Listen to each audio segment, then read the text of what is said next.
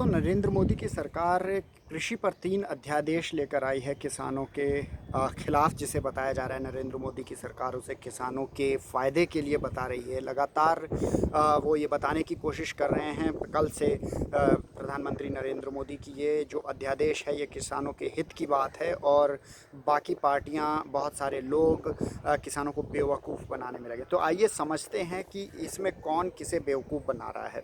ये जो 3 अध्यादेश हैं, इनका कहना क्या है? इनका कहना ये है कि मंडी सिस्टम को, जो किसानों का मंडी सिस्टम होता था, उसे पूरी तरह से ख़त्म कर दिया जाएगा।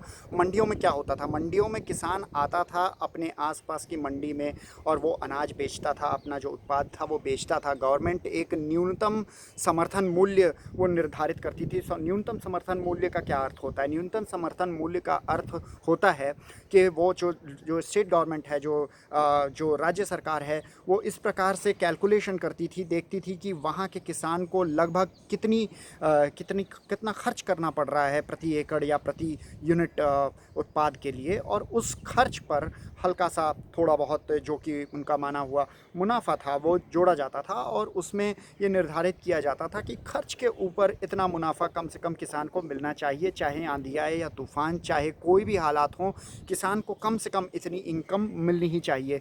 क्योंकि किसान कोई एम्प्लॉय तो है नहीं। देश में अन्य तरह के जो सरकारी कर्मचारी हैं या प्राइवेट कर्मचारी हैं, उन सभी की तनख्वाह बंधी होती है और तनख्वाह के हिसाब से वो काम करते हैं। लेकिन किसान कोई बहुत बड़ा व्यापारी भी नहीं होता।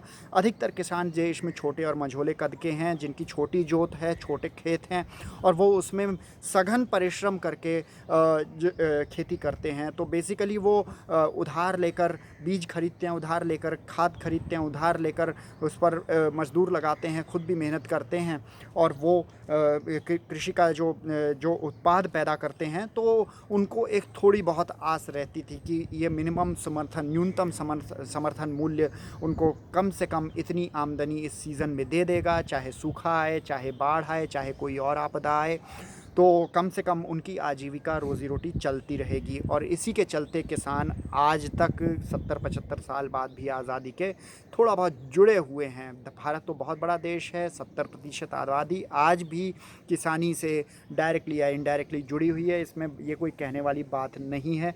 हम सभी का कहीं ना कहीं रिश्ता नाता किसी न किसी खेत से, किसी खलिहान से, किसी किसान परिवार से रहा ही है। तो इसमें जो नया अध्यादेश है वो ये कहता है कि ये जो मंडियां ख़त्म कर दी जाएंगी। ख़रीदेगा कौन? ख़रीदेंगी वो बड़ी बड़ी मल्टीनेशनल कंपनियां, वो अरबों खरबों डॉलर लगाने वाली कंपनियां, जो कि देश में, जिनको नरेंद्र मोदी की सरकार द्वारा आने की अनुमति दे दी जाएगी। अब वो ख़रीद करेंगी।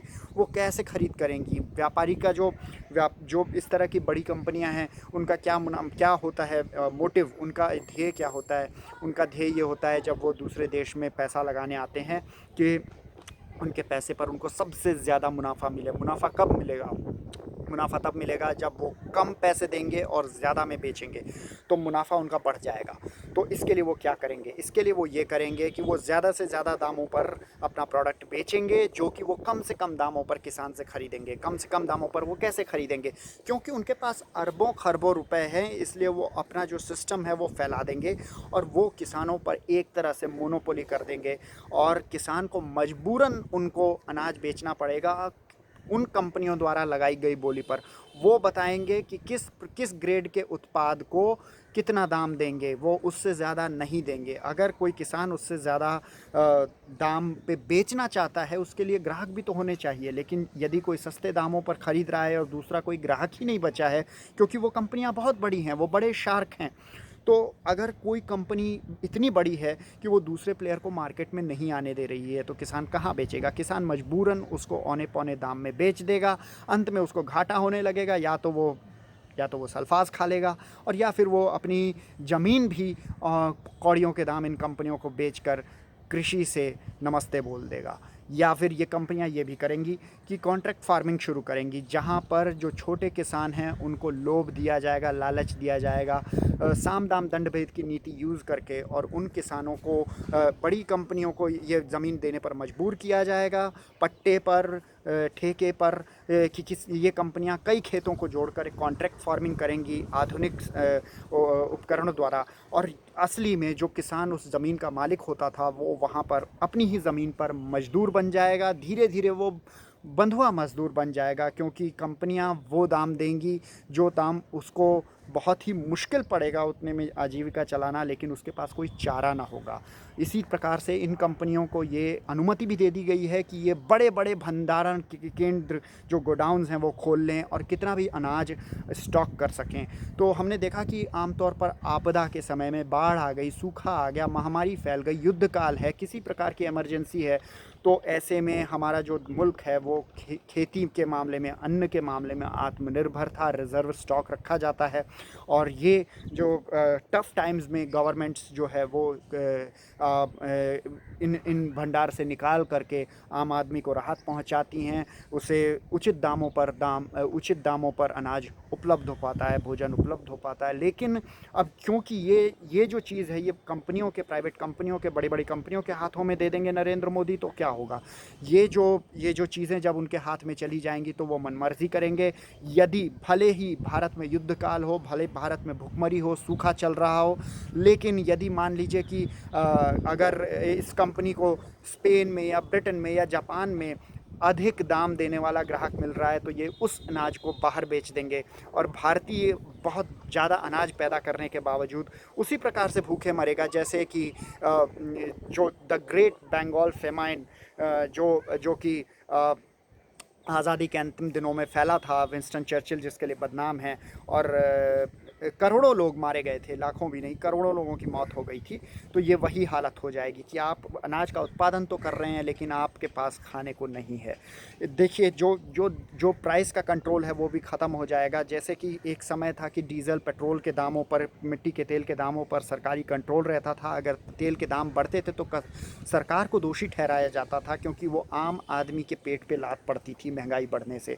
लेकिन सरकार ने बड़ी शातिरता से वो कंट्रोल सिस्टम हटा लिया। अब आप देखते हैं कि हर हफ्ते में 10 बार प्राइसेस बढ़ते हैं, और प्राइसेस बढ़ने के बाद आम आदमी पे लगातार महंगाई की चोट होती जाती है विभिन्न दिशाओं से, लेकिन सरकार अपने हाथ खड़े कर लेती है यह कहते हुए कि इस पर हमारा कोई कंट्रोल नहीं है। आप देखते हैं कि अंतर्राष्ट्रीय बाज़ार में जो कच्चे तेल के दाम कितने नीचे भी गिर गए थे, लेकिन उसका यहाँ पर कोई इम्पैक्ट नहीं होने दिया गया। यहाँ की कंपनियों ने बदमाशी करी और किसी भी तरह से यहाँ के तेल के दाम बढ़ते ही रहे। अंतर्राष्ट्रीय बाज़ार में जो उत्पाद है वो सस्ता हो रहा है, लेकिन यहाँ पर वो महंगा होता जा रहा है। तो ये इस तरह की जो मनमानी चलेगी पूंजीपतियों की, बड़ी कंपनियों की, मल्टीनेशनल कंपनीज़ की, वो नरेंद्र मोदी अलाउ कर रही हैं। हमारा किसान को ना तो अच्छा दाम मिलने वाला है, हमारे आड़तियों की भी नौकरी जाने वाली है, जो काम धंधा ख़त्म होने वाला है, और जो यहाँ का नागरिक है, जिसे अनाज का जो उपभोक्ता है, जो यहाँ का कंज्यूमर है, उसको भी इससे कोई फ़ायदा नहीं होने वाला है। हमने देखा कि गुजरात में पेप्सिको कंपनी ने किस प्रकार से जो आलू के कुछ उत्पादन कर रहे थे जो किसान थे, उनको किस प्रकार से लिटिगेशन में, किस प्रकार से कानूनी पचड़ों में फंसा दिया था, उन पर मुकदमे कर दिए थे, महज इसलिए क्योंकि वो आलू की एक ऐसी नस्ल उगा रहे थे जिसको अपने कब्ज़े में कर रखा था पेप्सिको कंपनी ने। तो आम किसान इस तरह से पूंजीपतियों के, पूंजीवादी कंपनियों के इस प्रकार के कानूनी जंजाल में और आर्थिक जंजाल में फंस जाएगा, और छोटा किसान इस तरह से तबाह हो जाएगा। तो आइए इस कृषि विरोधी, किसान विरोधी अध्यादेश का विरोध करें, क्योंकि ये भारत को पूरी तरह से समाप्त कर देने की साजिश लगती है, विदेशी शिकंजों में दे देने की, गुलाम बनाने की साजिश लगती है। ब्रिटिश ईस्ट इंडिया कंपनी ने जिस प्रकार से नील की खेती करके और वो खेत थे उनको बंजर कर देने की, और मनमर्जी वाले दामों पर फसल खरीद के यूरोप में बेचने की जो साजिश की थी, ये कुछ उसी तरह की साजिश लगती है। तो इसका विरोध करना बहुत ज़रूरी है। पूरे देश के किसानों ही नहीं, हम उपभोक्ताओं को भी जगना होगा, क्योंकि अगर ये नहीं हुआ तो भुखमरी के समय में जो आत्मनिर्भर अन्नदाता था वो भी भूखा मरेगा। तो इसलिए हम आइए विरोध करें।